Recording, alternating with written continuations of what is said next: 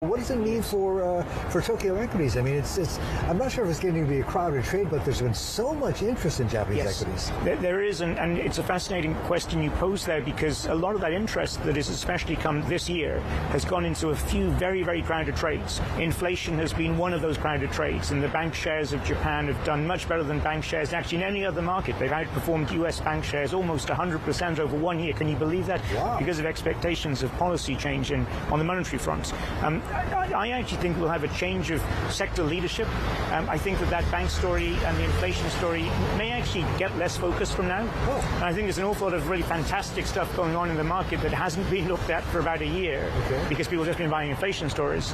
And I think that's where the next leadership in the market comes from. All right, so let's talk about that pivot here, because I mean, you've got Dai-ichi Life Insurance also as one of your top holdings, so you might be lightening up on that soon, sounds like. Another one, and we talked about this offline a few minutes ago, Oryx, right? People think of it more as, Oryx, a leasing company, but there's more to it than that. There's a ton more, and Oryx has actually been changing its whole strategy over 10 years, but especially the last 5 years. And right now, Oryx actually is the biggest renewable energy company in Japan, as Japan moves away from fossil fuels. Obviously, a massive issue for Japan for, what can I say, 50 years, 70 years.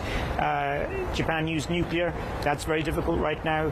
As Japan does all that, companies like Oryx, which are major suppliers of solar energy. Oryx has solar panels across Japan. It sells into the grid. Companies like Oryx have a vital role to play, and we see that driving the growth of Oryx. So for Oryx specifically, let me ask you one quick question here. I mean, with regards to the situation in the Middle East, right, if it escalates and if it broadens and expands, oil potentially could come under upward pressure. That's a problem for Japan, which is a net oil importer, 1. 2, most of that oil comes from the Middle East. And 3, when you've got a weak yen at around 150, you've got a problem. But for Oryx, it's not the black stuff, it's the sun. It's the sun, and Japan's got a lot of that, and Japan's also got a lot of cold.